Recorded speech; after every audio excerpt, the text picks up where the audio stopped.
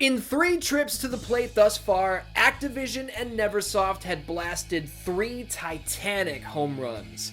Somehow, someway, each new installment in their flagship skateboarding franchise turned out bigger and better than the previous entry. This is what we all want out of a string of sequels, but very rarely does it actually play out this way, you know?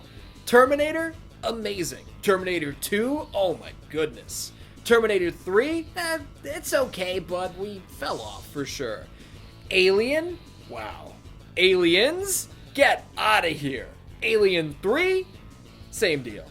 I would argue that Halloween was great up to 5, which that one turned out to be one of the absolute dirt worst experiences man was ever cursed to endure.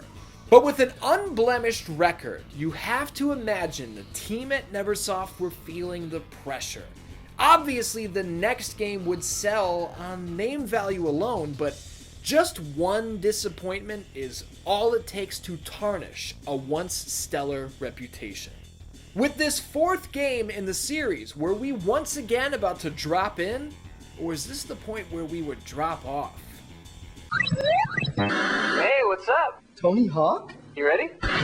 Imagine if the world's greatest skaters challenged you to do their greatest stunts. Tony Hawk's Pro Skater 4 is the ultimate challenge. With no time limits, huge free-roaming levels, 190 progressively harder goals, and the world's greatest skaters challenging you. Hey, you okay? Woo!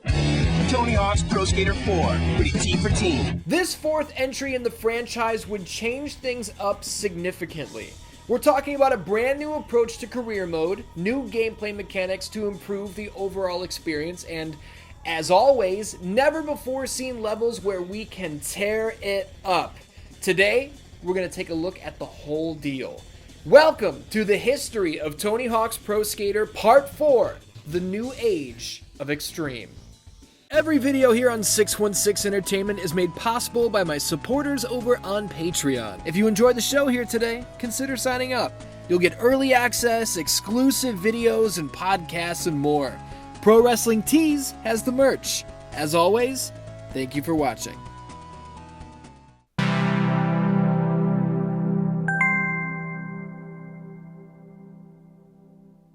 Let's kick things off with career mode. It's the most substantial evolution here in what I've dubbed the new age of extreme, so why wait? As you know, whether you played these games growing up or you've just been following along with this series of videos, career mode has always consisted of a collection of levels, each starting us off with a 2-minute time limit. Inside of those 2 minutes, we'd be tasked with achieving high scores, collecting the letters that spell skate, finding hidden areas and items, so on and so forth. Obviously, you won't hit it all inside of that first 2 minutes, so when the time expires, you do it all over again. With each passing attempt, each subsequent run, your familiarity with the level at hand would grow. What was once a strange and foreign land would become known to you like the back of your hand. I remind you of all of this because this concept, starting with Tony Hawk's Pro Skater 4, was dead. No longer were we on the clock. No longer were our goals listed for us in a convenient manner. The new approach was just, hey, the world is yours. No time limit. Nobody's gonna tell you what to do at all until you approach them and ask for a direction. Each level is teeming with NPCs ready to hand out missions. Sometimes you'll find a classic, a high score challenge or a skate letters goal, but Tony Hawk's Pro Skater 4 introduces new ways to play. Collecting the combo letters, all in one combo, of course, usually takes scores of attempts, but once you nail it, you're feeling good. But other times, it's not so simple, and it's not so fun either. At the zoo, we have to hold on to a raging elephant's tail while it takes shits in our face. The shits are random, meaning we can't prepare for them, and every shitball jerks the balance meter. We're supposed to hang on to this tail for 30 uninterrupted seconds, and let me just say, this is fucking awful. This is so frustrating and really just not fun at all. In part 3 of this series, I went into great detail on how the Tony Hawk's Pro Skater franchise had dodged all accusations of being one of those Madden-style series, you know? Where barely anything changes from year to year, and yet we are expected to shell out $50 every time a new game hits store shelves. Tony Hawk's Pro Skater 4 continues to beat those allegations by making brand new improvements to the overall experience, but I think this is the first time that not all of those changes were a good thing. Racing is something we were never tasked with in the Tony Hawk games up to this point. It sounds fun. Here in THPS 4, racing is on the menu and it's dog shit. Here, luge down the streets against cops while they bump you off the road, and one crash can kill your entire run. No thanks. Downhill skate, speed style, through this extremely tight course. You cannot see where the goals are, and even when you pull the camera out as far from you as possible, the controls simply are not tight enough to allow for this sort of precision. I hate this. I attempted this race no fewer than 30 times. I'm not kidding. And I eventually just quit and went to find something else to do. Tony Hawk's Pro Skater 4's idea of widening the experience was apparently to have a skateboard less. I don't know about you, but I don't want to warn the zookeepers about an escaped monkey on an extremely strict time limit, especially when the arrow telling me where to go could not possibly be more useless. Again, this took me 9 or 10 attempts. I had to stop taking the first checkpoint seriously so that I had time to go locate where the second checkpoint was going to be. Keeping in line with poor communication, this guy is surrounded by sea lions. There are fishermen all around. My goal is apparently to feed the sea lions, and I cannot figure out what the fuck that means. Not a clue. I tried knocking the fishermen into the water. I tried looking around for sea lion food of some kind. I don't know. I just quit to find something else to do. How about this one, where I have to clear the hut gap? What is the hut gap? Do I have to go over the top of this structure? That doesn't seem to be possible. Do I air through it? No. Do I air across the front of it? I don't fucking know. Quit. Look for something else to do. Hitting baseballs at Alcatraz is kind of fun. You can't be mad at smacking some dingers. But seriously, I was practically always begging to come across high score challenges and combo challenges. Why? Because that would test my skills on the skateboard. The skills I've been building and honing across the first 3 games. This is what I want to be doing.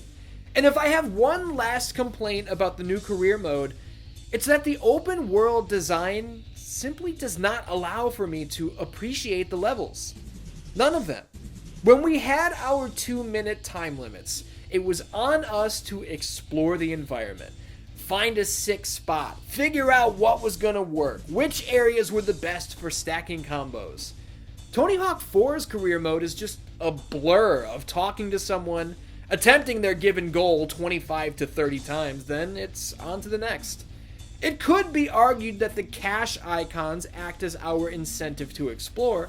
I hear you, and that's not a bad argument at all. But I don't think so. This is the least amount of fun I've had with career mode thus far, by a wide margin.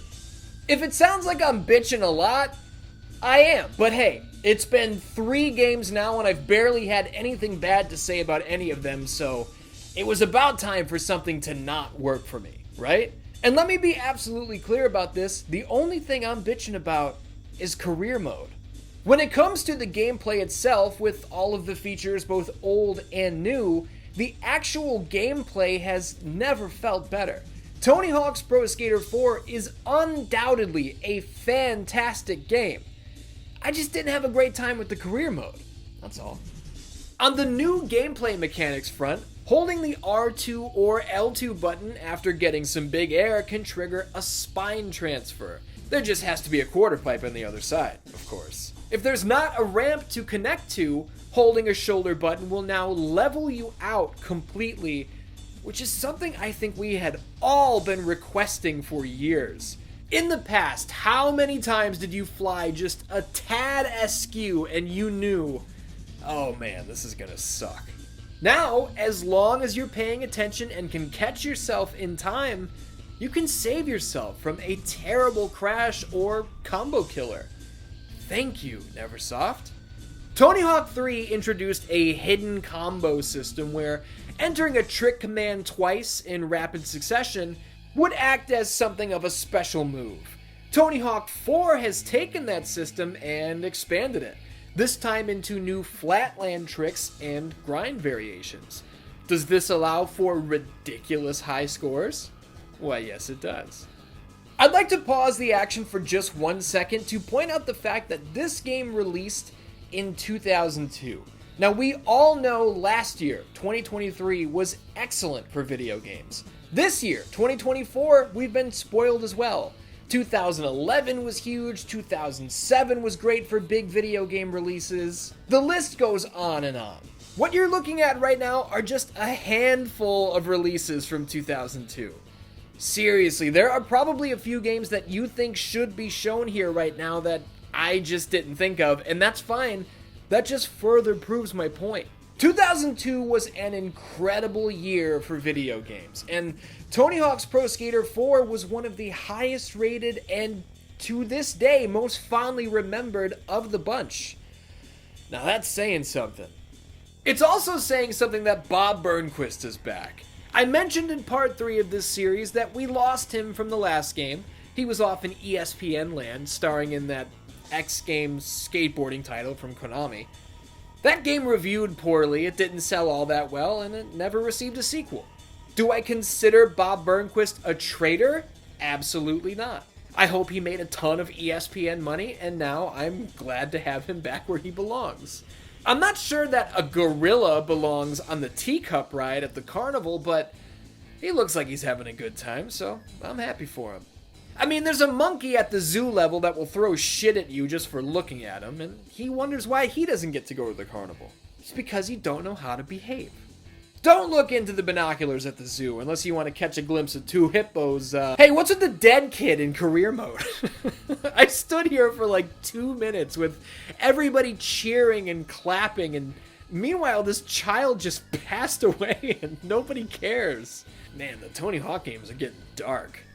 I mean, what's darker and more metal than fucking Eddie from Iron Maiden as a playable character? This is awesome. I'm not an Iron Maiden guy. They're fine. It's just not my kind of music. But there's no denying that this is cool as hell. As is the inclusion of fucking Jango Fett, carrying the Star Wars torch Darth Maul handed to him from the last game. Daisy is based on and voiced by Jenna Jameson, which is also something that's here.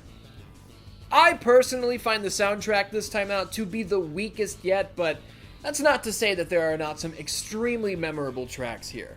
Which ones do you remember? TNT, I'm dynamite. When I speak, I slice the words up like a slash. A private party crash, a dash, a rational thick. I represent, set up shit like a tech boy. You're paranoid cause you're a son like Elroy. You've gotten a look at every level the game has to offer so far without me going down the entire list in order. And I kind of think I don't have to do that every time. It might wear itself out. I will shine a specific light on Chicago though, a level which is interestingly borrowed from Matt Hoffman's Pro BMX too. I don't know if I've ever seen this before. A level from a completely separate franchise being transplanted into another. As a Chicago native myself, I can confirm that the layout of the city here is completely fictional, though there are several landmarks present that do make references to real-life locations. I have to admit that I'm jealous of the levels exclusive to the PS1 iteration of the game, namely this one, Little Big World. Is this a gigantic kitchen we're skating in? Or is this a normal kitchen and we've been shrunken down like this is some sort of Rick Moranis movie? I don't know, but I love this idea. I've never owned the PS1 version of Tony Hawk 4. I've actually never played it in my life, so I've missed out on this completely. I also missed out on the Tapwave Zodiac, a machine I had never heard of before researching this game. THPS 4 is playable on the Tapwave Zodiac. Did any of you own one of these? Please tell me about it. Share a few Zodiac memories in the comments. Man, this thing reminds me of the Gamecast. Hey, where you learn that from? Grand Theft Auto 3? Word? Can I borrow that? You got a PlayStation 2? Nah, I got Gamecast. Gamecast? Well, there's GameCube and then there's Dreamcast. What you got? Well, I said I got Gamecast, man. Damn, I can't afford it. My bad. I'm just trying to help you out. Tony Hawk's Pro Skater 4 released on October 22nd, 2002. And as you might imagine, it reviewed like $1 million. Many critics loved the new open world approach to career mode. I didn't, but hey, I'm only one guy. Don't take my word as gospel. What did you think of it? Let me know in the comments. I will let you know that, again, not a surprise, Tony Hawk 4 sold about 5 million copies at retail across all platforms. There were no signs of this series slowing down, and then it just kind of died. Now, obviously, there were more video games released with the Tony Hawk branding. Just 1 year later, in 2003, Tony Hawk's Underground would kick off a whole new franchise. The insanity was at an all-time high. We could get off the skateboard and run and climb around the environment. We could drive cars. I mean, I guess they kind of had to change the name, right? It wasn't so much about being a pro skater anymore as much as it was just wreaking havoc and being a jackass. Hell, Tony Hawk's Underground 2 was centered around Tony Hawk versus Bam Margera. Phil Margera and Steve-O are playable in this one. From the Underground, we would go on to discover the American Wasteland. We would compete for a spot on Project 8, roll into the Proving Ground, and by the time the calendar hit 2010, Tony Hawk games required the player to stand on a plastic skateboard that barely fucking functioned. The Tony Hawk's Pro Skater name would remain completely untouched for 10 years. The franchise did eventually return, but that's a conversation for next time. Oh, there it is, Dan Dans. Thank you for joining me here today for the history of Tony Hawk's Pro Skater Part 3. Now, I know 2 weeks in a row with the history of Tony Hawk's Pro Skater might seem like a lot, but I'm going to make it a lot worse. Don't miss the history of Tony Hawk's Pro Skater Part 5, The Demise and Rise, next week. That's right, next time we wrap it all up. So thank you for watching here today. Thank you for checking out the Patreon page or signing up for a YouTube channel membership. You don't have to do these things, but it's your support that allows me to create these videos for you guys to watch. Monday Night Blitz 3 premieres January 6, 2025. There are like 30 exclusive episodes of Let's Play Friday behind these memberships. And there's much more on the way, so if you've ever thought about signing up, get yourself a fucking Christmas present, why don't you? Thanks for watching, and until next time, I love you, and I'll see you soon.